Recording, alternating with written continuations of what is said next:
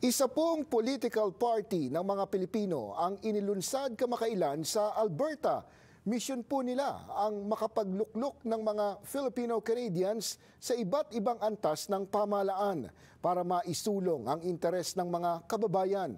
Sino-sino nga ba ang nagsimula nito? At ano ang pangalan ng partido? Narito ang report. Sa posibleng kauna-unahang pagkakataon, isang Filipino political party ang inilunsad kamakailan sa Edmonton, Alberta. Tinawag itong Katipunan Party 2.0, hango sa kabayanihan ng mga ninunong Pilipino na nakipaglaban para sa kalayaan ng Pilipinas. Bagamat iba ang sitwasyon sa Canada, kalayaan sa pagkakaroon ng leader sa bansa ang nais itaguyod ng partidong ito. In that sense, sabi namin, siguro ito ay katipunan ng mga bagong henerasyon ng mga Pilipino, at particularly dito sa Canada, we want to make a marked dent.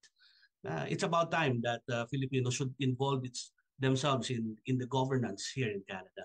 Napapanahon na nila na magkaroon ng sariling partido politikal ang Filipino-Canadians, lalo't patuloy ang pagdami ng mga kababayan sa bansa.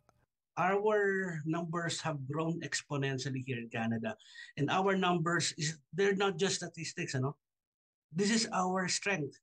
Gamitin natin itong strength na to, i-harness natin para magkaroon tayo ng representation. Since racialized ka, ang hirap po doon at mas mayroon pang mga ilang diskriminasyon pagdating doon sa loob mismo ng government na sana magkaroon ng equity at equality para po mai-represent sana yung mga racialized people na gaya po natin. Kung wala kasi anilang representasyon ang mga Pinoy sa lehislatura, walang batas na naisusulong na para sa kapakanan ng mga Filipino-Canadians. Merong mga ilan na nalilegislate po yung gaya ng language ng Pilipino, pero pag nagbabago po yung government, natatanggal po yun eh. So meron pong mga ganon katulad sa Edmonton at Calgary, meron ganon po mga test pilot na nilegislate po nila yung Filipino language, tapos all of a sudden nung nagbago yung government, nawala. Kaya ang mission ngayon ng Katipunan Party 2.0, bumuo ng mga Pilipinong lider at maluklok sila sa iba't ibang level ng pamahalaan. Una sa kanilang itataguyod na kandidato ay si Manny Bautista na tatakbong konsehal sa siyudad ng Edmonton. Gamitin natin yung resources ng pamahalaan nang sa ganun, palakasin natin yung representasyon. Dahil kung mas marami tayong representative, mas maraming mag-articulate ng mga ideas at concern ng mga Pilipino. Nakikipag-usap na ngayon ang Katipunan Party sa iba pang community leaders sa Alberta para lumawak ang network ng partido dahil isa sa mga pangarap, balang araw maging isang national political party tulad ng Conservatives, Liberals at NDP. Open to sa lahat ng mga Pilipinong willing at kumbaga gigil lang makilahok sa electoral process dito sa Canada.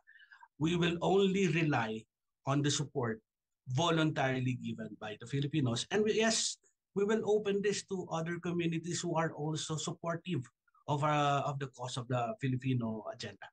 Para din ho lumikha ng iba't ibang batas na mayroon din ho tayong kakayahan lumikha ng mga batas, bumuo ng mga polisiya at maging aktibo po tayo sa yung mamalakad sa iba't ibang lungsod at probinsya ng Canada.